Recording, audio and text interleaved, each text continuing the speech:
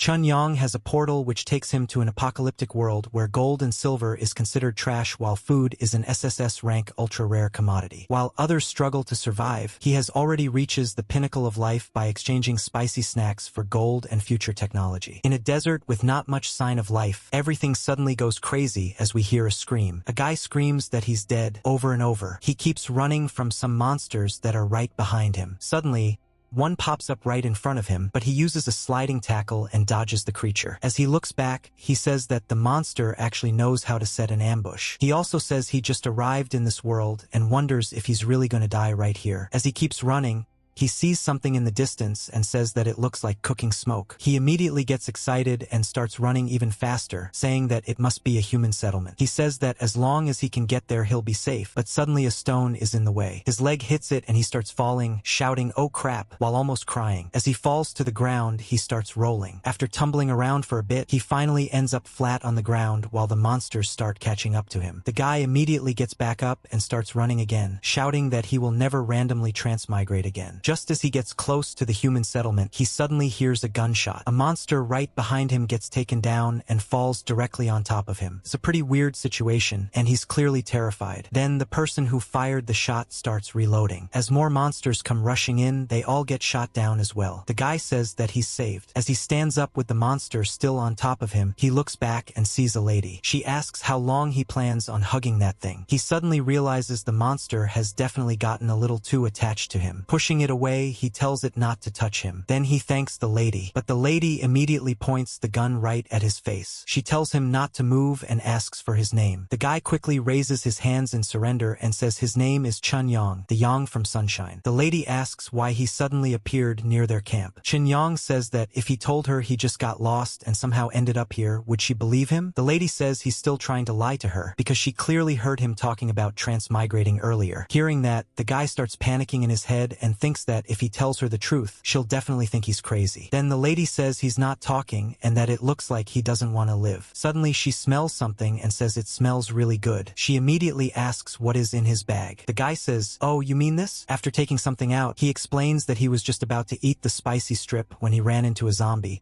so he had to quickly stuff it into his bag. The lady looks confused and asks if he just said it's food. She's clearly suspicious, but she still keeps the gun pointed at him. Chun-Yong says that's right and asks if she wants to taste it. The lady thinks the color looks strange and wonders if it might be poisonous. But at the same time, it smells really good, and she hasn't eaten anything for 2 days. In the end, she decides to take it anyway. As she's about to eat it, she thinks she'll eat first and ask questions later. The moment she takes a bite, it's like she reaches heaven. She says it's unbelievably delicious and describes it as the aroma of oil and flavor mixed perfectly with the seasonings. Chun-Yong feels like this is a complete victory. In his mind, he says that's exactly how it should be. In an apocalyptic wasteland, no one can refuse food, especially food this good. Then Chun-Yong starts explaining his situation. He says he used to be just an ordinary, run-of-the-mill wage slave. A few days ago, he was suddenly fired by the company and lost his only source of income. He was feeling really depressed, but unexpectedly, he found a strange ring inside a box of snacks he bought online. He explains that when he put the ring on, he suddenly found himself in a very terrifying world. At that moment, he remembers looking around and thinking that the creature in front of him was a huge rat and wondering where he even was. The rat immediately roared and charged at him. In panic, he shouted that he wanted to go home right now. The moment he said that, he suddenly found himself back in the real world, standing right in front of the empty box his boss had given him after firing him. Looking around in shock, he realized that even though he didn't understand the reason, the ring allowed him to travel freely between reality and the apocalypse. Based on all his years of watching anime, he quickly came to the conclusion that food is hard currency in an apocalyptic world. As long as he uses this advantage well, he believes he can climb to the very peak of life and get everything a guy could ever want. Back in the present, the lady who saved him is still enjoying the taste of the snack. But soon the last piece is gone, and she suddenly says in a slightly embarrassed voice that she finished it. She says she's really sorry and explains that it was just too delicious, so she couldn't hold back. Chun-Yong says it's okay. He explains that the organization he belongs to doesn't lack food, but it does lack many other things. which is why he was sent out to exchange supplies. The lady looks confused and says she can't believe that there's an organization in this world that doesn't lack food. Chen says she's looking at someone from that organization right now. Hearing that, the lady quickly asks if he can hire her. She explains that she's very familiar with the area and whatever he wants to exchange food for, she can help him find it. She says her commission would just be 15 packs of the spicy strips he gave her earlier per month. Chen thinks for a moment and says it's not impossible, but the problem is that he knows absolutely nothing about her. The lady asks what he wants to know. Chen says he wants to know her name. She replies that her name is Lilu. Then he asks her gender. She responds by asking if he can't see it for himself. Then he asks her age. She says she's 19. Chen looks at her and says that she calls that 19. He comments that for someone living in the apocalypse, her nutrition seems a bit too plentiful. After coughing for a moment, he says that considering how big she is, he'll hire her. He tells her the monthly salary will be 15 packs of spicy strips. The lady immediately gets excited. Lilu thanks him and calls him boss. Chen then casually asks if she ever thought about taking him out and snatching the food. Lilu says she's not stupid. She explains that she can tell the difference between having one full meal and being full every meal. Then Lilu says they should go and that she'll take him to the camp. Chen tells her to lead the way. Lilu announces that they have arrived and says this is their camp, Gray Rat District D. However, after looking around, Chen thinks to himself that this camp is worse than a slum. Still, he decides that since he's already here, he might as well make the best of it. He thinks the first thing he should do is see if he can get his hands on anything valuable. As they walk around the camp and look at the people living there, Lilu tells him not to be nervous. She explains that he's an outsider, so it's normal for everyone to be wary of him. Then she says this is her home and invites him inside to rest for a bit. Chen thinks to himself that he's about to enter a pretty girl's home and feels a little excited about it. But the moment he steps inside, he becomes quite disappointed and comments that her lifestyle is very simple. Lilu tells him to sit down first. She pours some water into a cup and hands it to him. Then she says he shouldn't look down on Gray Rat District D just because it's a small camp. She explains that even though the sparrow may be small, it still has all the vital organs. She then tells him to just say what he wants to exchange the food for, because as long as the camp has it, she guarantees she can find it for him. Chen says he needs some gold and silver and asks if she knows what those are. Lilu repeats the words gold and silver and then asks why he would want that kind of trash. Hearing this, Chen mind almost explodes. He thinks to himself that the kind of trash she's talking about costs 800 per gram where he comes from. He explains that gold and silver were very valuable before the Great Cataclysm. Lilu responds by saying that you can't eat gold and that nowadays everything is traded through bartering. Chen clears his throat and says that since this is their first trade, what matters isn't exactly what they exchange, but establishing mutual trust so they can pave the way for future transactions. He then opens his bag and shows her a large amount of spicy snacks and some cold drinks. When Lilu sees them, she lets out a shocked wow. Chen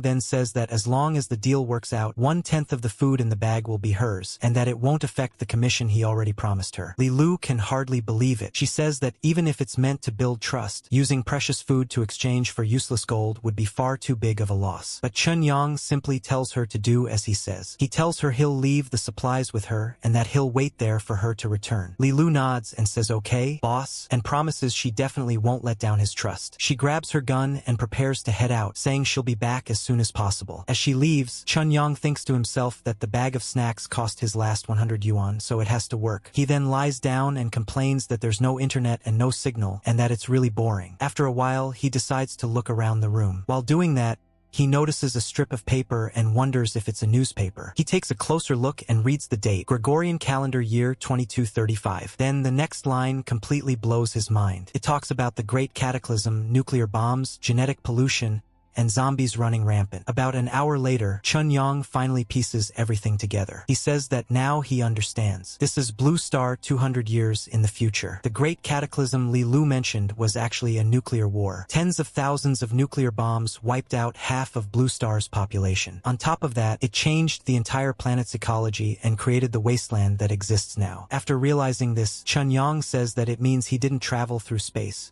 He traveled through time. Just then, the door suddenly opens and Lilu says she's back. She shows him a bag and explains that there's very little gold and silver left in the camp. She says that what she brought is basically all of it because since it's truly useless now, no one bothers collecting it anymore. Chen doesn't say anything at first, but when he opens the bag and sees the glittering metal inside, the shine almost blinds him. Staring at it in shock, he blurts out that it's unbelievably shiny. After taking all the gold into his hands, Chen feels extremely happy. He starts laughing to himself and says that if the wasteland didn't produce someone like him, Chen, then the ages would be like a long night. Then Li Lu speaks up. She tells him that the value of the food he gave is far above the value of the gold and silver. Because of that, she took the liberty of exchanging it for a Tier 1 enhancement serum for him. She explains that although it's only the lowest level, the purity of this Tier 1 enhancement serum is very high, can be injected directly, and there are no risks. Li Lu also points out that he's obviously just an ordinary person, not an enhanced human. With this serum, dealing with a few low-level zombies shouldn't be a problem. She reminds him that the outside world is dangerous everywhere, and luck can't protect him forever. Chen coughs awkwardly and says that the organization he belongs to is quite powerful, so there's basically no danger during their journeys. He says the troublesome part is only the trading phase, but he still thanks her anyway. Then he packs up his bag and says that the first trade went very smoothly, so he'll head back for now. He tells her he'll come back tomorrow and that he'll settle her monthly salary then. As he starts walking away, he says he's leaving. Watching him go, Li Lu thinks to herself that someone who can travel alone through the wilderness without any danger must be full of secrets. But then she shrugs it off and thinks that in the wasteland, everyone has their own secrets. She starts eating some more of the snacks and says they're incredibly delicious. Then she thinks that as long as he can really keep providing food, that's all that matters. Later in the wasteland, Chen stops at a quiet spot and says that this place should be good enough since there's no one around. He reaches out and touches the air. Suddenly, with a flash, he disappears and returns to the real world,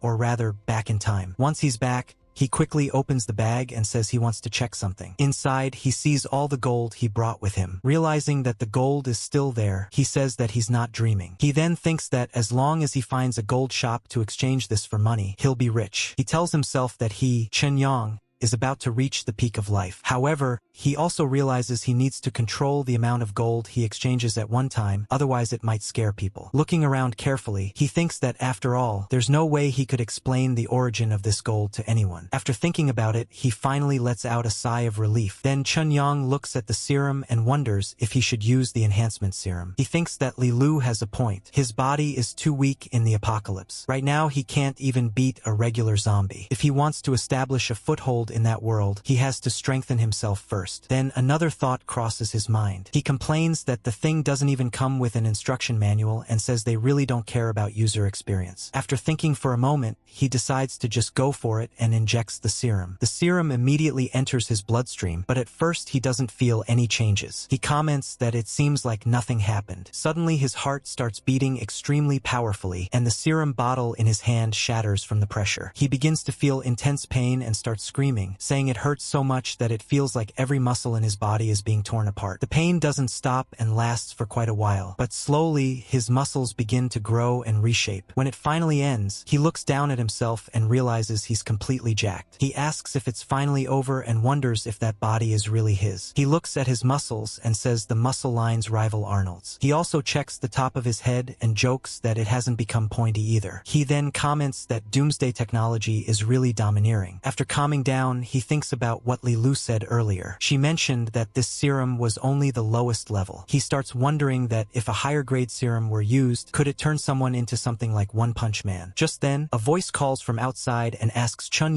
to help open the door. Chen says he's coming and goes to open it. A girl named Shuya walks in. She's an 18th tier actress and also Chen Yang's roommate. She apologizes and explains that she forgot her keys. Chen tells her there's no need to be polite since they're roommates anyway. However, the moment Shuya looks at him, she freezes, as if struck by an arrow of passion. Shuya suddenly lets out a giggle and starts walking toward him. Chen gets a little confused and asks Shuya what's wrong with her. Shuya looks at him and says she never noticed before that he's actually so stacked. Then she mentions that she didn't pass her audition today and says he must have come to comfort her on purpose. But as she gets a little too close, Chun-Yang panics. He quickly says no and starts running away, shouting that he just forgot to put on clothes. He rushes into his room and shuts the door behind him. Standing there, he starts thinking that Shuya probably thinks he's a pervert now. After worrying about it for a moment, he decides to forget about it and tells himself that selling the gold is the priority right now. So he heads outside. As he walks down the street, he suddenly notices that the weight of his body feels almost non-existent. Everything feels incredibly light. A moment later, he looks at a sign far ahead and realizes he can clearly read the text from hundreds of meters away. While walking, he also starts noticing sounds much farther away than before. At one point, he overhears a woman gossiping about how old Li's wife cheated on him. After hearing that from such a distance, Chun-Yang realizes that his hearing has clearly been enhanced too. He concludes that the enhancement serum didn't just increase his strength, but improved his overall physical fitness in a very comprehensive way. He then thinks about how even after a nuclear war, the technology in the wasteland world is still 200 years ahead of the present. The value of that world is definitely worth further exploration. Soon he arrives at Lin's gold shop. Looking at the store, Chun-Yang thinks that large jewelry chains might refuse to buy gold with unknown origins, so a private gold shop like this is the safer choice. After entering the shop, he's greeted by a receptionist. Chun-Yang asks if the boss is in because he has some business to discuss with him. The receptionist politely says that he can just tell her what he needs. Without saying much, Chun-Yang opens his bag and reveals the gold inside, explaining that he's afraid she won't be able to make that decision herself. Seeing such a large amount of gold, the receptionist is clearly shocked. Chun-Yang calmly asks what she thinks now. The receptionist quickly tells him to follow her. She leads him to the conference room of Lin's gold shop. After a moment,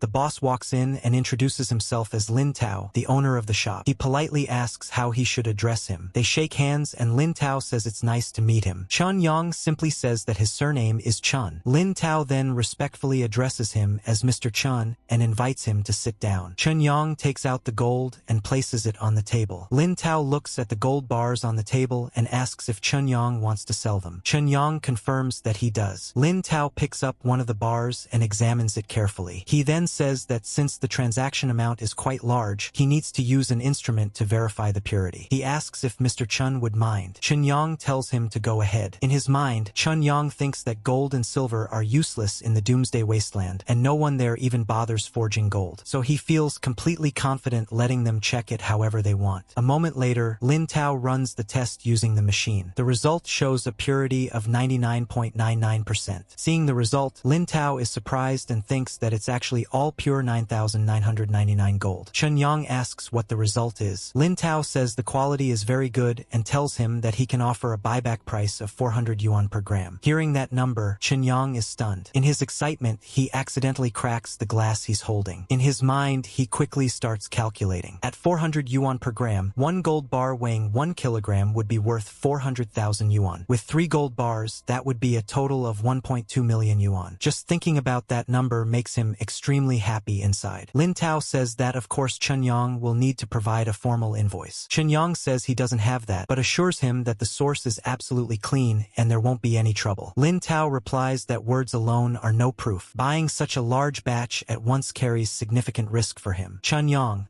already cracking the glass in his hand a little more from the pressure, says that Boss Lin should be direct with him. He tells him to skip the usual sales talk meant to push the price down and just say the real offer. He adds that if he finds the price acceptable, they'll make the deal, and if not, they can just consider it as making a new friend. As he says this, he pushes one of the gold bars toward Lin. Lin Tao looks a bit nervous and says that in that case he'll take a loss and buy it for 280 yuan per gram, which comes to exactly 840,000 yuan. Chun-Yang smiles and says that now that sounds more reasonable. A moment later his phone buzzes with a notification saying that he has received a bank transfer of 840,000 yuan. Chun-Yang then places another gold bar on the table and says that the money has been received and it was a pleasure doing business. Seeing that, Lin Tao quickly says that if Mr. Chun has more goods to handle, they can continue cooperating in the future. Chun-Yang casually replies that he'll consider it. After leaving the shop, Chun-Yang thinks to himself that just 3 gold bars brought him more than 800,000 yuan. He then laughs in his mind and thinks that if he sells all the gold bars in his backpack, he'll truly become rich. Later, back at Chun-Yang's residential compound, Zhou Dandan, an office worker who shares the apartment with him, is looking around and asking where her phone is. Another voice tells her that it's on the coffee table and that Su Yan is calling. As she picks up the phone, town, Chen-yang happens to come back and greets her, asking where she's rushing off to. Su-yen explains that Dan just got home, but her boss suddenly called her back for overtime. Chen-yang sighs and says the timing is terrible, because he just made a small fortune today and was planning to treat both of them to dinner. Dan complains about the situation and tells Su-yen to make sure she eats enough for her share too. Su-yen laughs and says not to worry. Then Dan turns to Chen-yang and jokingly warns him not to make a move on Xiaoya while she's gone. Chen-yang laughs and says she must be joking, asking if he really looks like that kind of person. Dan laughs and tells them to have fun before leaving. Su-yen then jokingly calls him President Chun and asks where they're eating tonight. Chen-yang suggests Li Xing Diahua. Su-yen looks shocked and asks if he's joking, because that's a 5-star place. Chen-yang calmly says he's not joking. He tells them he'll see them tonight. Later, back in his room, Chen-yang opens his bag and pulls out the remaining gold bars. Looking at them, he tells himself there's no time to waste. He decides he needs to exchange all the dozen gold bars today. So he starts visiting different jewelry shop owners one after another. Each time he sells a few bars at slightly lower prices, so the shops are willing to buy them quickly without asking too many questions about invoices. The deals go smoothly and both sides are satisfied. By the end of the day, Chen-yang checks his account and sees his balance has reached 4 million yuan. Not long after, he receives a phone call from Guang Wei. Chen-yang answers and jokingly asks what's up, saying Guang Wei suddenly called and asking if he missed him. On the other side, Guang Wei asks why Chen-yang didn't tell him he lost his job. He also asks if Chen-yang still has money for rent and says he has some spare cash that Chen-yang can use for now. Hearing that, Chen-yang laughs and tells him that brother Yang isn't short on money anymore. But then something starts bothering him. He pauses and asks who told him that he lost his job and wonders if the news has really spread that far already. Guang Wei hesitates a little before explaining that Chen Yang's ex-girlfriend, Peng Jia, told him. He says she mentioned it might not be appropriate for her to help directly, so she asked Guang Wei to look out for him instead. Hearing that name, Chen-yang is surprised and says it was her. Even he feels a bit confused about it. Yang's friend says that he feels like Peng Jia still cares about him and asks why the two of them broke up. Chen-yang explains that Peng Jia's mother required her partner to be able to buy a house in Daijing. He then reminds him that he already knows his family's financial situation. His friend sighs and says that hearing this just strengthens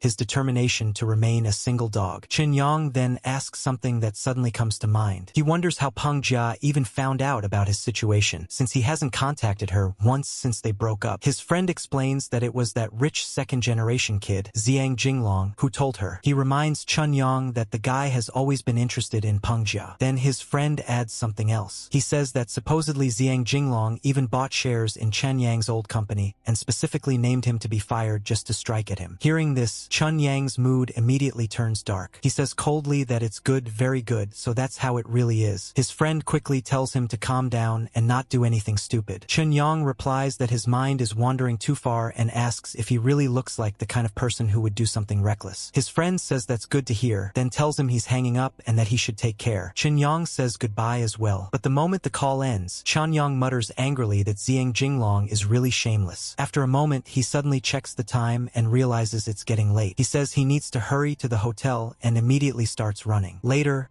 outside the hotel entrance, Chen Yang stands there waiting. He says that Su Yen told him she was almost there too and wonders where she is. Just then, a car pulls up beside him. A voice calls out to him and says he kept her waiting. To Su Yen. People nearby immediately start whispering and commenting that she's so beautiful and wondering if she's some kind of celebrity. Su Yen notices Chen Yang staring and asks why he's spacing out. Chen Yang admits that they've been flatmates for 3 months, but he never realized she was actually this good looking. Su Yen smiles and says that since he's treating her to such a high-end place tonight, she can't let him lose face. She asks how she looks and whether she looks respectable enough. Chen Yang suddenly gets flustered and asks what she's doing when she grabs his hand. Su Yen casually tells him to relax and says it's just social etiquette. She asks why he's getting so nervous and pulls him along, telling him they should go inside. Later, they sit at a table with a beautiful view. Chen Yang hands her the menu and politely asks her to order. Su Yen thanks him and starts looking through it. But as she scans the prices, she quietly thinks to herself that everything here is way too expensive. Chen Yang tells the waiter to bring one of each of the 3 signature dishes, and also 2 Dungeness crabs. The waiter nods and says all right and asks them to wait a moment. After the waiter leaves, Su Yen immediately leans toward Chen Yang and asks why he ordered such expensive food. She points out that 2 Dungeness crabs crabs alone cost around 1,000 yuan. Chun-Yang casually tells her not to worry and says he's very flush with cash right now, so he can definitely afford 2 crabs. Su-Yen rolls her eyes and tells him to stop pretending to be rich when she knows he usually buys the cheapest mystery box meals online. Chun-Yang coughs awkwardly and then explains that his childhood home was recently demolished. Hearing that, Su-Yen suddenly brightens up and says that now she understands. She jokes that, in that case, she has no psychological burden about eating the expensive meal. She laughs and says this is basically robbing the rich to feed the poor. Chun-Yang just coughs again, slightly speechless. Later, after finishing the meal, Chun-Yang asks if she wants to go somewhere else for a second round. Su-Yen pats her stomach and says the food was delicious, but she really can't eat anymore. Just then, a man suddenly appears nearby and calls out Chun-Yang's name, asking why he's here. Turns out to be Zhang Jinglong. Chun-Yang looks at him and says what a coincidence. He comments that Daijing is such a big city, yet he still ran into him just by coming out for a meal. Zhang Jinglong sneers and asks if Chun-Yang really thinks he's worthy of eating at a 5-star hotel. Chun-Yang calmly responds by asking whether Jingling Diao belongs to Zhang's family and whether he's planning to kick him out. Zhang then says it seems Chun-Yang already knows how he got fired. Su-Yen, confused, quietly asks Chun-Yang if this person is his friend. Meanwhile, Zhang Jinglong glances at Su-Yen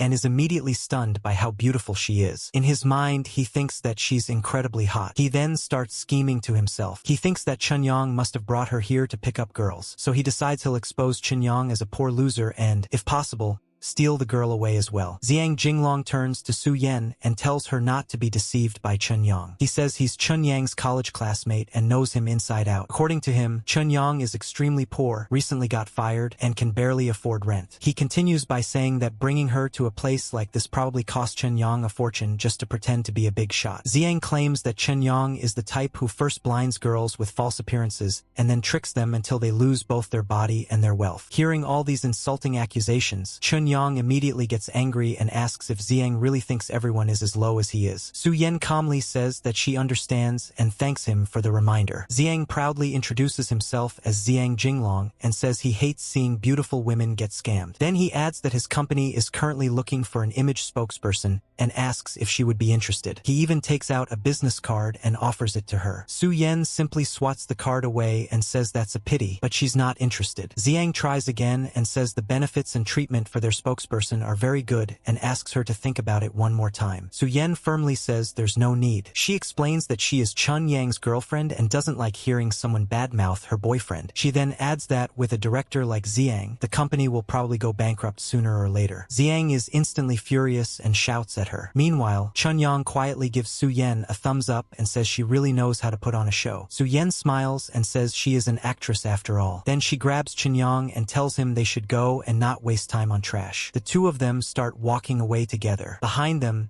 Zhang Jinglong is furious. He curses and asks if she's blind for falling for someone like Chun-Yang. Then he angrily tells Chun-Yang to just wait and see what happens. At that moment, another woman walks up behind him and asks if he can take her home now. It's Chun-Yang's ex-girlfriend, Peng Jia. Zhang quickly changes his tone and tells Jia not to rush. He says he already booked a table at a bar and suggests they go have a couple more drinks. But Peng Jia calmly refuses and says there's no need because she's not interested. Zhang looks surprised. Peng Jia then tells him she'll transfer the money for tonight's meal to him. She walks toward the car while Zhang calls after her, repeatedly shouting Jia's name, but she doesn't respond. She simply gets into the car and leaves. Meanwhile, Zhang Jinglong stands there watching Peng Jia leave. Frustrated, he mutters angrily that every single one of them dares to put on airs in front of him. Not far away, Chun-Yang and Su-Yen are walking together. Su-Yen comments that the guy they just met was really annoying. Chun-Yang says that although Zhang Jinglong was annoying, running into him actually helped him realize something. Su-Yen asks what he means. Chun-Yang explains that after suddenly getting a lot of money, he had been wondering what kind of career he should pursue. But now he has made up his mind. He says he's going to open a game company and completely defeat Zhang Jinglong. Su-Yen warns him that opening a company is very risky. She tells him he should think things through carefully and not act on impulse. Chun-Yang confidently tells her not to worry and says she should just wait and watch the show. Later that night, back at Chun-Yang's residential compound, he's taking a shower. While bathing, he starts thinking seriously about his situation. He realizes that exchanging goods in the wasteland for gold might work for now, but as his assets grow, it will eventually attract attention or even investigations. Because of that, if he wants to legalize his income, he needs to establish a proper career in this world as well. After finishing his shower, he walks out, pulls a chair in front of his computer, and starts thinking while using it. He concludes that besides its abundant resources, the wasteland's biggest advantage is its technology. According to Li Lu, it has only been about 10 years since the Great Cataclysm there, so the technological inheritance shouldn't be completely lost yet. If he searches carefully, he believes he can definitely find many experts from different fields. Then another idea comes to him. Based on the monthly standards in the apocalypse, he can hire these experts for just 15 packs of spicy strips. With technology that's roughly 200 years ahead of the present, he realizes that creating a cross-era game would be incredibly easy. Back in his building, Chun Yong is on the phone saying that the registration request has been submitted and that he will be contacted by SMS once the approval is complete. He thanks the person on the call and hangs up. After that, he thinks to himself that the company registration has been left to the agent. The next thing he needs to deal with is hiring employees. But before that,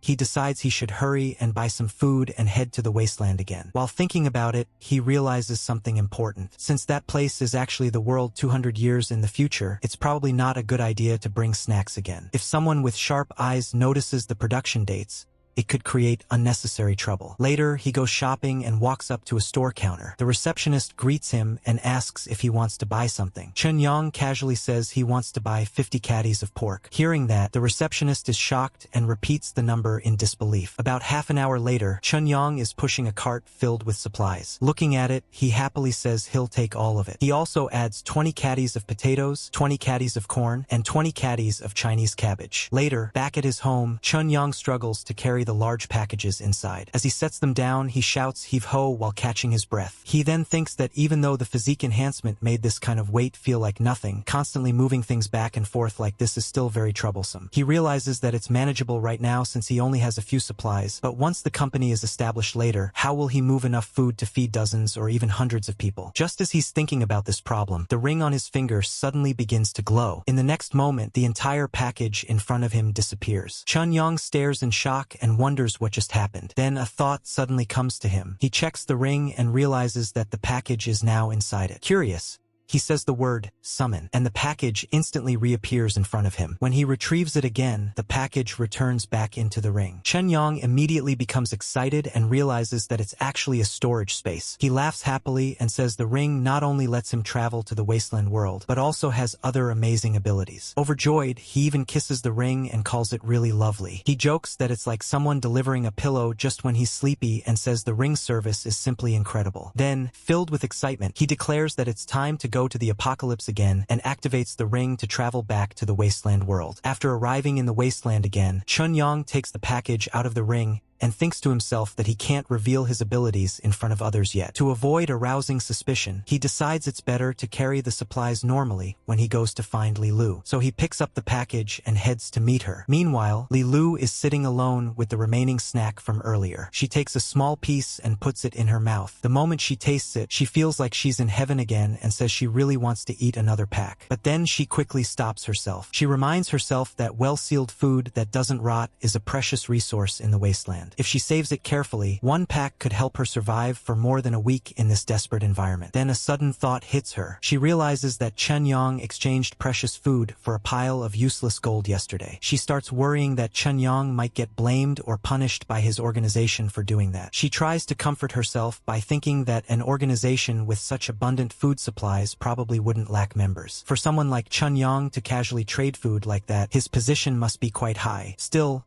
she imagines him being punished by the organization and shouting for another chance, which makes her feel uneasy. In the end, she sighs and tells herself that he probably won't come back anyway. Maybe everything that happened yesterday was just a beautiful dream. Just then, the door suddenly opens. Chun Yong walks in carrying a huge package and casually tells her to come help move the stuff. The moment Li Lu sees him, she jumps up in excitement and shouts, "Boss!" She rushes forward and throws herself at him, causing the things he's carrying to scatter all over the ground. Overjoyed, Li Lu says she can't believe he really came back and that it's great to see him again. She even starts tearing up and admits that she thought he was lying to her yesterday. Chun Yong looks confused and asks why he would lie to her. Li Lu explains that yesterday she only brought him a bag of useless gold, and the value of a Tier 1 enhancement serum simply can't compared to a backpack full of food. She believed his organization would definitely punish him for it. Chunyong calmly tells her not to worry. He says his status in the organization is very high, so a mere bag of food means nothing to them. He also explains that he exchanged for gold because it's useful to him, so he didn't actually lose anything. Li Lu nods as she finally understands. Chunyong then tells her that if she understands, she should hurry up and pick up the things scattered on the ground. As Li Lu starts gathering the supplies, she suddenly picks up a huge watermelon. Her eyes widen in shock. Staring at it, she exclaims that these are real vegetables and asks in disbelief if his organization actually grows its own vegetables. Chunyong looks at the vegetable and casually says it's just a Chinese cabbage and asks if it's really worth reacting like that. Li Lu immediately explains that after the Great Cataclysm, the soil became completely polluted. Because of that, vegetables simply can't survive if people try to plant them. Chunyong waves his hand and tells her to stop crying. He casually says that if she likes them, he'll just give all the vegetables to her since it's no big deal. Hearing that, Li Lu is shocked again. She repeats his words in disbelief and asks if he really means giving them to her. Holding the cabbage carefully, she says the vegetables are far too precious. She explains that she can't even judge their real value, so she cannot accept them. She continues by saying that Chunyong is a good person for being willing to give her such precious food. But since she works for him,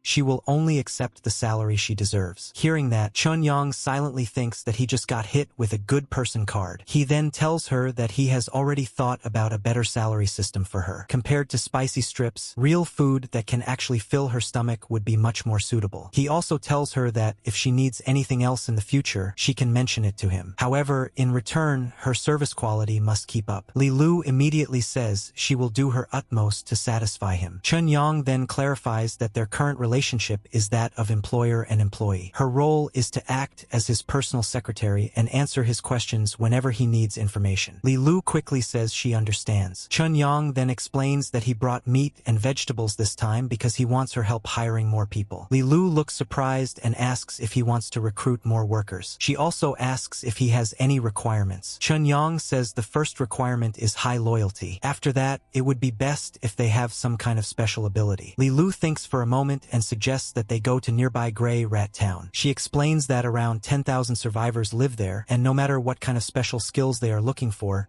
they can probably find someone there. Chunyong remembers something and asks about the relationship between Grey Rat District D and Grey Rat Town, since earlier she mentioned that their settlement was called Grey Rat District D. Li Lu explains that Grey Rat Town is the central hub. Around it, there are 12 small settlements. These settlements are named with letters, starting from Grey Rat District A and going all the way to District L. She adds that these 12 settlements rely on Grey Rat Town to survive. Whenever they need to exchange for scarce supplies, they go there. Chunyong then asks an unusual question. He asks if there are many programmers there who understand computer programming, preferably the kind who can make games. When Li Lu hears the word computer, she looks quite surprised. Li Lu looks confused and says she doesn't understand what he means. She asks if he's talking about that primitive product from ancient times. Chunyong awkwardly responds that it does sound a bit ancient now. Then he asks if it would be difficult to find someone who knows that kind of technology. Li Lu says she isn't sure either. She explains that even before the Great Cataclysm, people had already started using Intel brains instead of traditional computers. Then she suddenly remembers something. She tells him that there is a pre-cataclysm technical director in their camp who knows Intel brain technology very well. Excited, she grabs Chunyang's hand and tells him to hurry,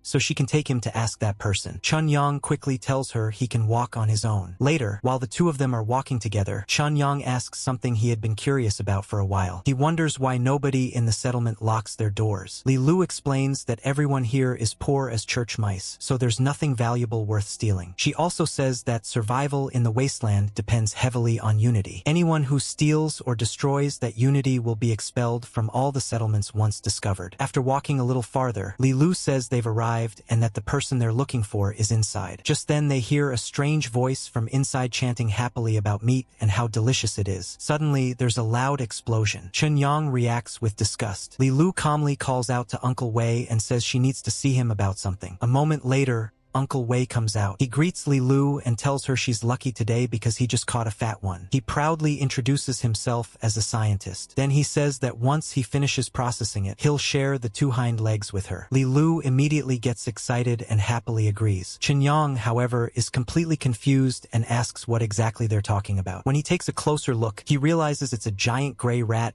and asks if it's some kind of mutated creature. Li Lu confirms that it is. She explains that besides zombies, this type of rat is the most common mutated creature in the wasteland. Adult ones can grow to about half a meter long, and they're also one of the main sources of meat for people here. After explaining that, Li Lu turns to Uncle Wei and says she actually came to introduce a job opportunity. She points to Chen Yang and says he's her current boss. She explains that he wants to hire some people and that the remuneration is very generous. Uncle Wei walks closer and looks Chen Yang up and down. Then he skeptically asks what kind of generous pay a young kid like him could possibly offer. He even wonders if Chen Yang might actually be a scammer. Chen Yang stretches out his hand and calmly says that he needs technical talent in the cerebral field. He explains that as long as someone can meet his requirements, the monthly pay will be 30 caddies of rice and flour plus 10 caddies of raw meat. Hearing this, Uncle Wei is stunned and asks if he really means rice and flour. Chen Yang confidently says of course he does. He even adds that if Uncle Wei is worried, he can advance the salary first. The scientist looks shocked and asks if he's serious. Li Lu quickly reassures him and says not to worry. She explains that as long as the boss nods, she can immediately give him the meat. Uncle Wei suddenly bursts into laughter and says that in that case, Mr. Chun has found the right person. He proudly claims that he is absolutely the person who understands Intel Brains the best in District D. But Chen Yang shakes his head and says he misunderstood. What he wants to do actually has nothing to do with Intel Brains. He then explains that he's talking about computers, the kind of personal computers people used in ancient times. What he really needs is someone who understands that kind of primitive technology. Hearing that, the scientist pauses in confusion and repeats the word computers. Uncle Wei scratches his head and says he has certainly heard of computers before, but in his opinion they are extremely primitive. He complains that their functions are limited and the interaction experience is terrible, so they basically have no value. Chen Yang cuts him off and says he only needs someone who understands the technology. He tells him to just answer whether he can do it or not. Uncle Wei immediately starts thinking to himself that he cannot give up the chance to get rice, flour,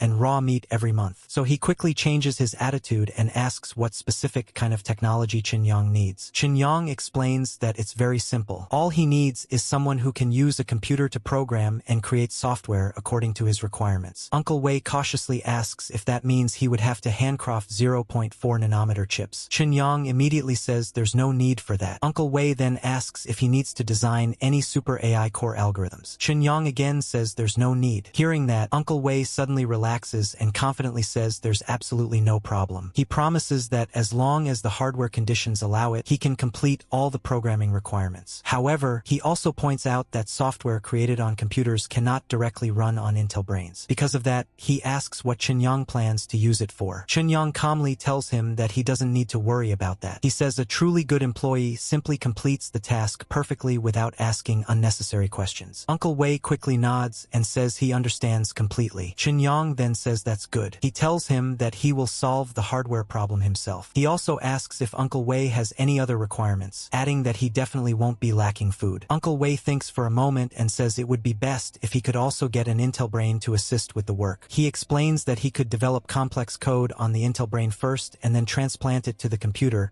which would make the process much faster. He adds that even a low-spec model would be enough. Chen Yang nods and says he understands and will figure out a way. Li Lu then says they should get going. Uncle Wei waves goodbye and politely says goodbye to the boss. Later, outside, Chen Yang asks Li Lu whether Intel Brains are easy to obtain. Li Lu explains that there aren't any in District D, but they can be bought in Grey Rat Town. The only problem is that they're a bit expensive. Chen Yang looks worried and asks if the food he brought today might not be enough to buy one. He wonders if Intel Brains are really that expensive. Li Lu quickly shakes her head and says that they are expensive for people like them. But for Chen Yang, even buying 100 of them would be more than enough. Chen Yang asks if enhancement serums can also be bought in Grey Rat Town. Li Lu immediately replies that they can, but only Tier 1 and Tier 2 serums are available there. If someone wants higher tier serums, they need to go to the Doctors Association distribution point in the eastern region. Hearing that name, Chen Yang asks what the Doctors Association is. Li Lu explains that it's one of the top factions in the wasteland. All enhancement serums and healing potions are developed by them. She looks a little surprised and asks if he really didn't know that. Chen Yang quickly says that the organization he belongs to has always been self-sufficient, so he basically knows nothing about the outside world. Then he adds that since she's going to Grey Rat Town anyway, he also wants her to go to the Doctors Association Association and buy a batch of enhancement serums. Li Lu immediately agrees and says there's no problem. Chun Yang tells her that he'll return to his own world first to get a computer for Uncle Wei. The rest of the work will be left to her. Li Lu nods and says she understands. Before leaving, Chun Yang gives her one more instruction. He tells her that if she encounters danger during trading, she should abandon the food if necessary and prioritize her own safety. Li Lu falls silent for a moment before quietly saying that she understands. Later, as the sun sets, Chun Yang returns to his room in the present world. Thinking about the deal he just made,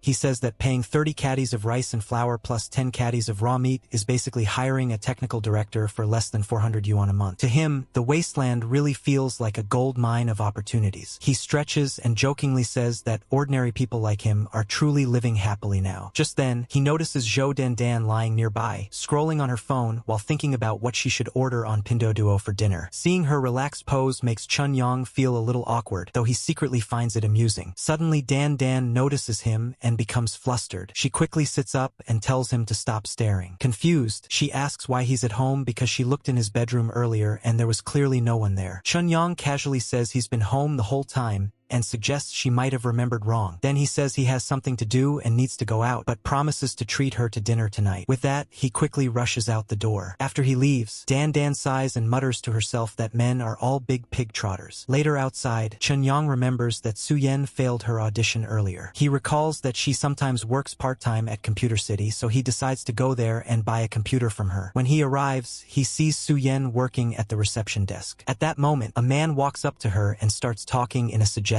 tone. He asks if she has reconsidered his proposal and says that as long as she agrees, he'll pick up the goods tomorrow. Su Yen immediately shuts him down. She calmly tells him that they sell computers there and do not provide the kind of service he's implying. Chun Yang gestures and calls out to the sales associate, asking if she can come over for a second because he has some questions. Su Yen quickly walks over and whispers that thank goodness he showed up because she was about to be annoyed to death by that damn fatty. Chun Yang asks if the guy was bargaining too aggressively. Su Yen says not at all. She explains that he's building a Buin computer but keeps insisting that she go drink with him tonight. She then asks Chun Yang if she really looks like the kind of person who would agree to something like that. Then she asks what he actually came for and jokes that he didn't come just to watch her make a fool of herself. Chun Yang says he came to build a computer, of course. He reminds her that he told her earlier he was starting a game company. He then asks her to help him assemble a top-spec desktop computer. He specifically tells her to install the newest and most expensive graphics card and all the best components. Su Yen is surprised and says the highest spec computer in the shop costs around 100,000 yuan. She reminds him that he's opening a company, not just playing games himself, and asks why he needs something that expensive. Chun Yang explains that he needs a high-spec machine to test the software's load limits. Su Yen nods and tells him to wait there for a moment while she goes to get the equipment. While she goes inside, the fat man who was bothering her earlier walks over again. He mutters to himself that he must get that girl today. Then he asks Chun Yang what he's planning to buy and what his budget is. Chun Yang simply points to a computer labeled 100,000 yuan and says that's the one they're buying. The fat man is completely stunned and asks if he's serious about buying the top-spec machine. Just then, Su Yen comes back carrying the packaged computer and says his order is ready. She tells him the total is 130,000 yuan and asks how he would like to pay. Seeing the transaction actually happening, the fat man is completely shocked and asks if this is really real. Chun Yang then looks at him and jokingly asks if he still wants him to go drink with him. The fat man immediately backs off and runs away, saying there's no way. Meanwhile, back in Grey Rat Town, Li Lu is walking through the streets with a large backpack. Some people nearby begin watching her. One man approaches her and asks if she wants to hang out and have some fun together. Li Lu bluntly says she's not interested, but the man keeps moving closer and whispers to his companions that her backpack looks very full, which probably means she's carrying something valuable. Li Lu immediately tells him to get lost. She pulls out her gun slightly and warns him that if he doesn't back off, she won't hesitate to get rough. The man who approached Li Lu backs off when he sees the gun, but one of the others mutters in surprise that she's actually carrying a weapon. Li Lu continues walking forward while keeping her composure. Inside, she keeps reminding herself to stay calm. She knows she absolutely cannot show even the slightest weakness, because if she does,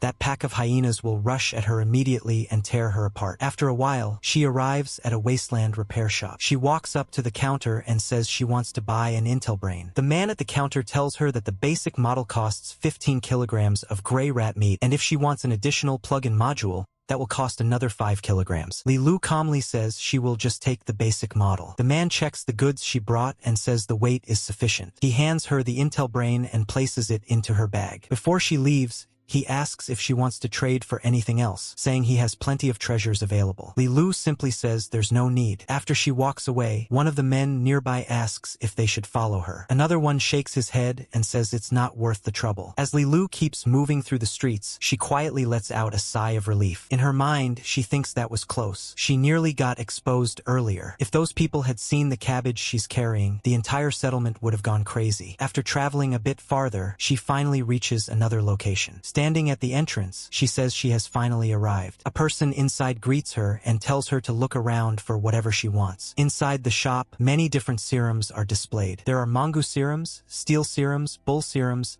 Tier 1 enhancement serums, Tier 2 enhancement serums, and even Tier 3 enhancement serums. But after looking at all of them, Li Lu calmly says that these are still too basic. She says she wants higher grade serums. The shopkeeper laughs and tells her that the price of high grade serums isn't something a little girl like her can afford. Without saying another word, Li Lu slowly takes out the cabbage and shows it to him. The moment the man sees it, his eyes widen in shock as he realizes what it is. The man suddenly rushes past Li Lu, moving so fast that even she is surprised. She immediately turns around and says he's incredibly fast. Instinctively, she pulls out her weapon and points it at him, demanding to know what he's doing. The man calmly tells her not to worry because he has no ill intentions. He adds that if he really wanted to rob her, that broken gun of hers wouldn't stand a chance against a Tier 9 enhanced human. Li Lu is stunned and asks if he just said Tier 9 enhancement. She says she can't believe it and asks why the Doctors Association would assign a Tier 9 distributor to a remote place like Grey Rat Town. The man shrugs and replies that in the wasteland, nothing is impossible. Then he politely asks if he can take a closer look at the cabbage. Li Lu hesitates for a moment but eventually hands it over. The moment the man holds it, he becomes almost frantic with excitement. He carefully examines it and says the freshness and color are unbelievable. He realizes it's a completely fresh Chinese cabbage that hasn't been contaminated by radiation at all. He calls it a miracle and says it's like seeing a miracle with his own eyes. Li Lu then tells him that if he wants it, he should exchange it for serums of equal value. The man immediately warns her not to try asking for an outrageous price just because of the opportunity. Li Lu calmly replies that the soil in the wasteland can't grow vegetables anymore,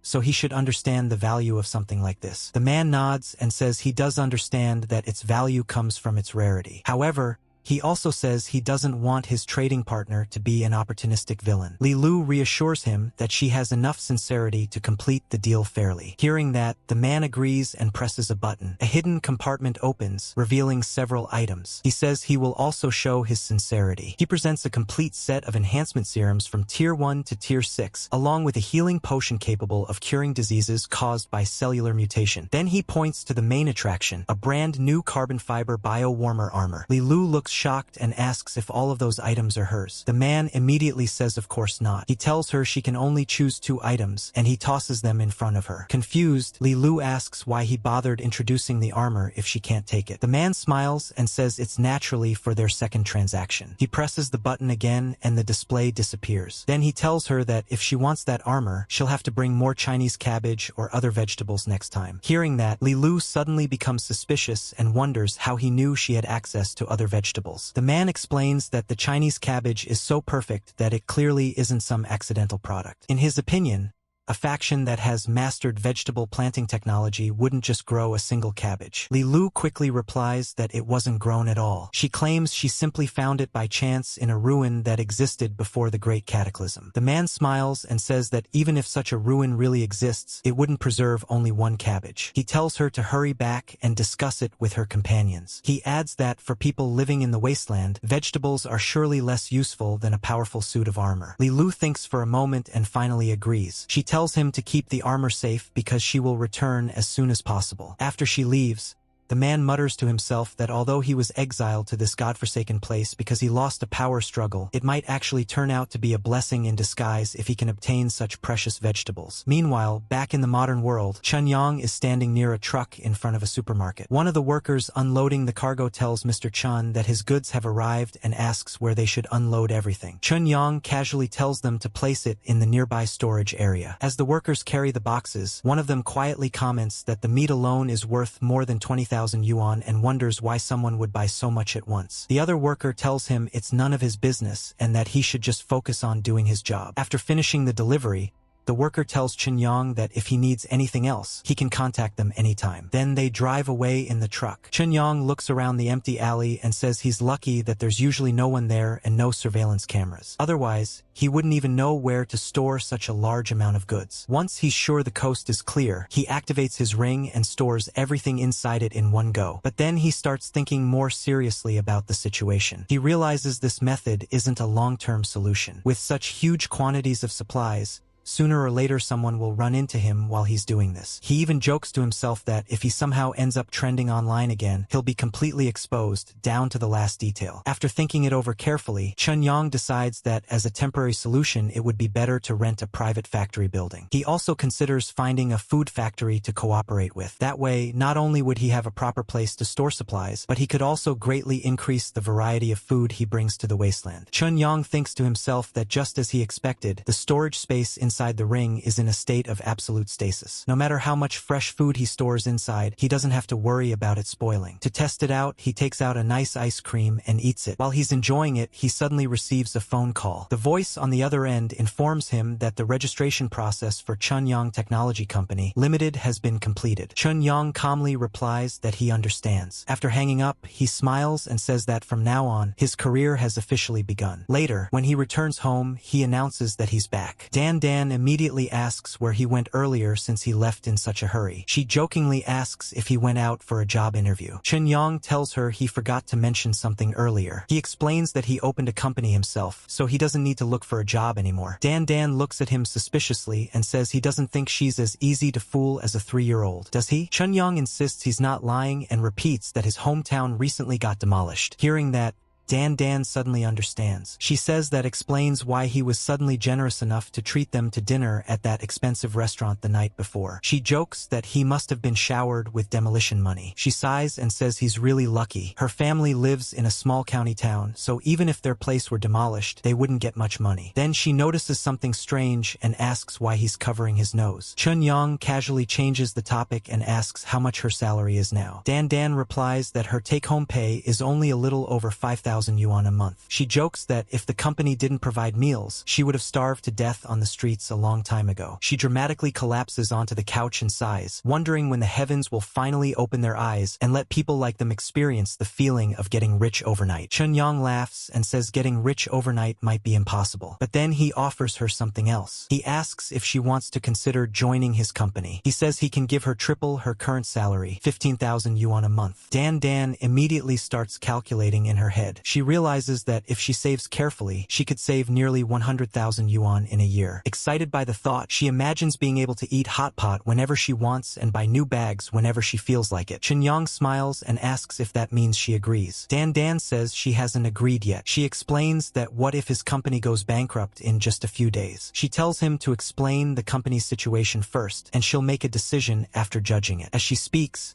she even takes out a pen and starts writing notes. Chunyang explains that the company was just registered today with a capital of 1 million yuan. He adds that the company will mainly focus on PC and mobile games. Dan nods while writing, but then says the company sounds pretty unreliable so far. She points out that aside from having money, it doesn't seem to have anything else yet. She asks whether a game company shouldn't have a development roadmap and a technical team. Chunyang confidently tells her not to worry, because that is exactly where their company's greatest competitive advantage lies. Dan continues thinking like a professional and says that the most important task right now is to find a suitable office building. She also says they'll need to arrange licenses and various applications. Just as she finishes talking, she grabs her bag and prepares to head out. Chunyang asks where she's going. Dan casually replies that she's obviously going to resign. Hearing that, Chunyang feels a little emotional. In his mind, he realizes she's actually supporting him with her actions. A moment later, Chunyang's phone suddenly rings. He answers it, listens for a moment,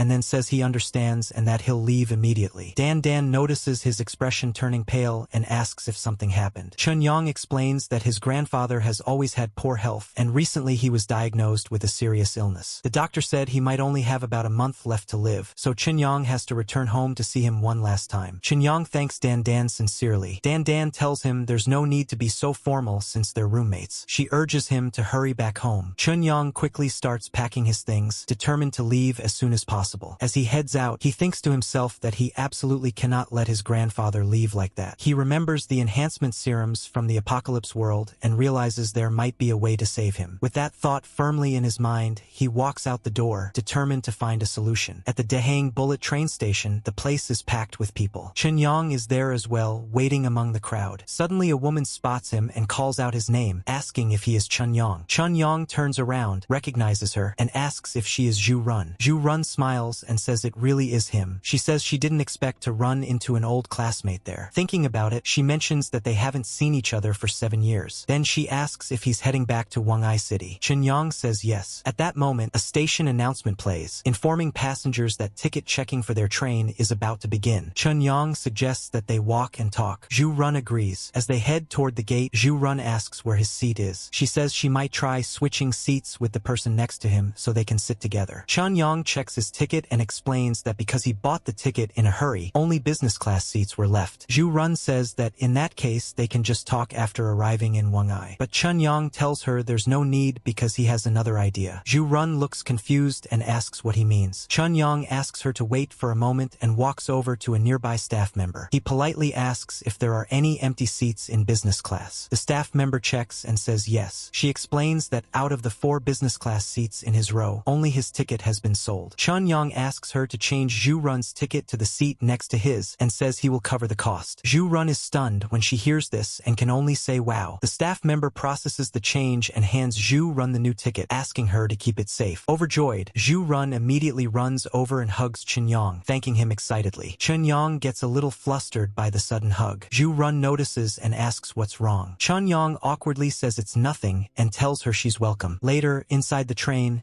Zhu Run looks around curiously and says it's her first time sitting in business class. She comments that it really is much more spacious than the regular carriages. Then she asks Chun-Yong something she's been wondering about. She remembers that he was already working in Dahang and asks why he suddenly decided to go back to Wang'ai. Chun-Yong explains that his grandfather is sick. Zhu Run gently places a hand on his shoulder and tells him not to worry too much. She says that medical science is very advanced now, so his grandfather will surely be cured. Chun-Yong nods. Then he asks why she came to Dahang. Zhu Run explains that she came to promote her father's factory and drum up business. Chun-Yong remembers something and says he recalls that her father runs a food factory. Zhu Run says that's right. Her father does run a food factory. But unfortunately, in the past 2 years things have been really difficult. Most people now only trust big brands when buying food products, so small factories like theirs are struggling. She explains that the business has been constantly losing money and they can barely afford to pay the workers' wages. Hearing this, Chun-Yong secretly thinks this might actually be perfect. He had already been looking for a food supplier for long-term cooperation. Not only could this help an old classmate, but it would also allow him to steadily strengthen his wasteland team. So he tells Zhu Run that he might actually be able to help her. She looks surprised and asks how he could help. Chun-Yong explains that he just happens to be looking for a food factory to partner with and sign a long-term supply contract. Zhu Run is shocked and asks if he's serious. Chun-Yong says of course he is, but he will need to visit the factory and inspect it first. Zhu Run says that's no problem, but she's still curious. She reminds him that they both just graduated from university not long ago, so she wonders why he suddenly has such a large order demand. Chun-Yong casually explains that he recently started his own company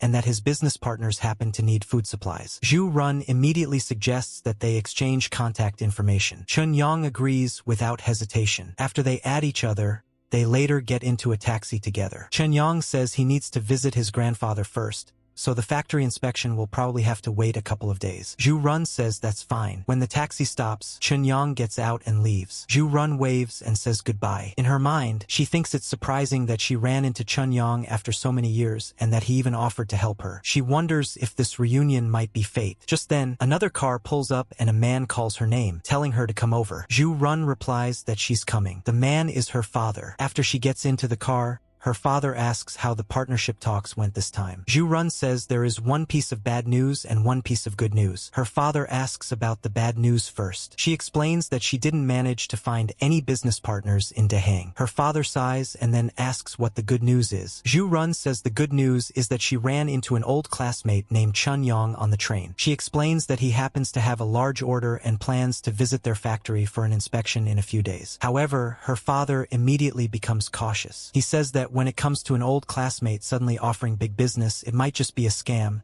and she needs to be careful. At Wang'ai City People's Hospital, Chun Yang arrives and someone greets him. His father walks out and says Xiaoyang is finally back. Chun Yang immediately asks how his grandfather's condition is. His father says that the old man just took his medicine and fell asleep. He tells Chun Yang to go rest for a while and says he'll call him when his grandfather wakes up. Chun Yang nods and says he understands. After that, he walks into the bathroom. Standing there alone, he clenches his fists and thinks that he must hurry. No matter what, he has to find medicine that can cure his grandfather. Without wasting any time, he activates the ring and travels to the wasteland world. He appears again in Grey Rat District D. Looking around, he wonders what he should do if Li Lu isn't there. He briefly considers going to Uncle Wei instead but hesitates, wondering if he can fully trust him. In the end, he decides to go straight to Li Lu's house. He calls out her name and asks if she's there. As he pushes the door open and starts walking inside, he suddenly sees something unexpected. Shocked, he immediately steps back out and stammers awkwardly that he'll come back later to talk. After a while, the two meet again. Li Lu asks what the boss is looking for in such a hurry. Chun Yang quickly asks her an important question. He wants to know whether, with the current medical technology in their world, even terminal cancer is no longer considered an incurable disease. Li Lu says of course it isn't. She explains that during the Great Cataclysm, the Earth became filled with radiation, and cancer became even more common than catching a cold. If it couldn't be cured, humanity would have gone extinct a long time ago. Chun Yang then asks about the cure rate. Li Lu thinks for a moment and says that about 100 years ago, the cure rate of the specific medicine was already around 95%. But after the apocalypse began,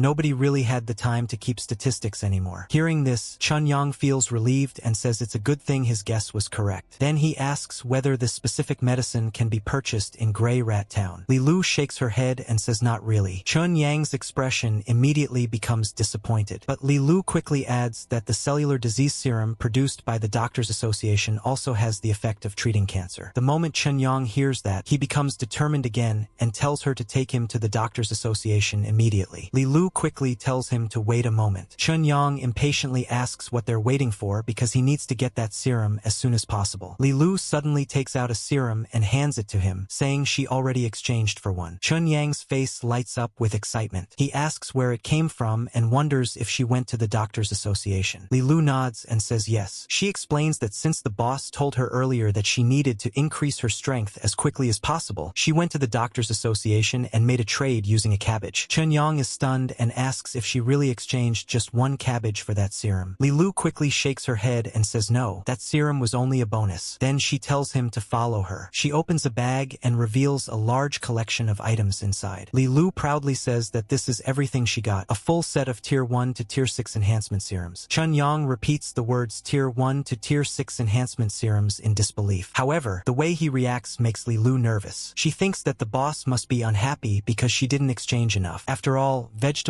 like cabbage are incredibly precious in the wasteland. But instead of being angry, Chun Yang suddenly starts happily juggling the serums in excitement. In his mind, he can hardly believe it. To him, this deal was basically done at the price of a single cabbage. He even thinks the Doctors Association must have acted like they had never seen vegetables before. Laughing to himself, he realizes he has now achieved what he calls serum freedom. Li Lu watches him quietly and asks why he hasn't said anything. She worries that maybe he thinks she made a bad trade. Chun Yang quickly grabs the bag and tells her that a loss is impossible. In fact, they made a massive profit this time. He excitedly tells her that she's basically his lucky star and even lifts her up in excitement. Li Lu becomes happy as well and says that as long as she can help the boss, she's satisfied. Chun Yang tells Li Lu to remember one thing: they should stick to this price. From now on, they should trade for as many serums as the other side is willing to offer. Li Lu says that works out perfectly because the distributor also expressed interest in continuing to trade with them. Chun-Yang asks her to tell him more about that distributor's situation. After hearing everything, Chun-Yang slowly processes the information. Looking thoughtful, he says he understands now and confirms that the man is a Tier 9 enhanced human. Li Lu then says that if the boss thinks the risk is too high, they can always find someone else to trade with. But Chun-Yang shakes his head and says there's no need. Based on what she described, this man, Jin Yen, actually seems like a very good partner. Li Lu asks why he thinks so. Chun-Yang explains that the man has 3 major advantages, and they happen to be exactly what they need. First, as a Tier 9 enhanced human, Jin Yen has a much higher clearance level. That means he has access to better channels for trading higher-end goods, like the biological armor she mentioned earlier. Second, his goal is very clear. He wants to fight his way back into the core power circle of the Doctors Association. To do that, he'll need a large amount of resources, which means their cooperation could last a long time. Li Lu nods and says that actually makes a lot of sense. Then Chun-Yang mentions the third point. He says the third reason is very simple. Jin Yen is a smart man. Li Lu looks confused and asks what he means. Chun-Yang explains that Jin Yen could immediately tell that she wasn't the one truly in charge. Yet he didn't try to pressure her into making a deal right away. Li Lu lowers her head and says that was her fault. She admits she lacks experience and accidentally exposed a flaw. But Chun-Yang gently lifts her head and wipes away the tears in her eyes. He tells her not to feel discouraged because she already did very well. Li Lu smiles and thanks him. Chun-Yang then picks up the suitcase full of serums and says he'll take them for now. The rest of the discussion can wait until tomorrow. Just as he's about to leave, Li Lu suddenly stops him and warns him that he can't inject another serum right now. Chun-Yang asks why. Li Lu explains that there must be a certain time interval between each tier of enhancement serum. Normally, between Tier 1 and Tier 2 injections, there should be about a 3-day gap. Between Tier 2 and Tier 3, the interval should be more than a week. Chun-Yang asks if injecting them too quickly would cause side effects. Li Lu says of course it would. She explains that the body needs time to fully absorb the previous serum before taking the next one. Otherwise, the body simply won't be able to handle the strain and could break down. Chun-Yang is shocked when he hears this. He asks what she means and wonders how he's supposed to know when the serum has been completely absorbed. Li Lu explains that the person who injected the serum will naturally feel it. She says the body will give a very clear sense when the absorption is complete, so he'll understand when the time comes. Chun-Yang nods and says he understands. He tells her he'll see her tomorrow. Li Lu replies goodbye, boss. Soon after, Chun-Yang returns to the modern world, back at Wongai City People's Hospital. He appears again inside the bathroom stall. Holding the bag of serums, he feels extremely excited. He thinks the whole process went much smoother than he expected. To him, the wasteland world really is a treasure trove. He looks at the serum and thinks that with this healing agent, his grandfather will definitely get better. Meanwhile,